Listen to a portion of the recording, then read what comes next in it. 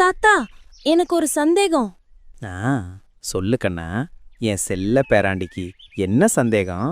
கடவுள் ஏன் தாத்தா சில பேருக்கு மட்டும் நிறைய பணம் கொடுத்திருக்கிறார், சிலரை மட்டும் ஏழையாகவே வச்சிருக்காரு? எல்லாரையும் வசதியா படைக்கலாமே. இந்த கேள்வி ரொம்ப பெரிய கேள்விப்பா. ஆனா அதுக்கு ஒரு ரகசியம் இருக்கு என் கண்ணு.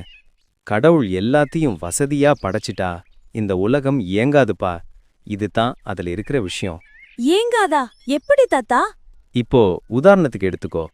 ஏழையா இருக்கிற ஒரு மனிதன் தான் அதிகாலையில எழுந்து கட்டிடத் தொழிலுக்கு போறான், நம்ம ஊரை சுத்தம் பண்றான், நமக்கு சோறு வேணும்னு நிலத்துல விவசாயம் பார்க்கறான். இந்த மனிதன் மட்டும் நீ சொல்ற மாதிரி திடீர்னு பணக்காரன் ஆயிட்டான்னு வச்சுக்கோ. ஆமா. அவன் இந்த வேலையெல்லாம் பார்க்கவே மாட்டான். ஏன்னா அவனுக்கு பணம் இருக்கும், வசதி இருக்கும். அப்போ யாருப்பா நமக்கு வீடு கட்டி கொடுப்பா? யாருப்பா நமக்கு சோறு கொடுப்பா? அதனால தான் என் கண்ணே, கடவுள் ஏழை பணக்காரன்னு இந்த உலகத்தை படைச்சிருக்கிறார். எல்லாத்தையும் பணக்காரனாக்கிட்டா நம்ம நாட்டுல ஒண்ணுமே விளையாது, நம்ம ஊர்ல ஒரு சுத்தமும் இருக்காது. ஓஹோ, அப்படியா தாத்தா?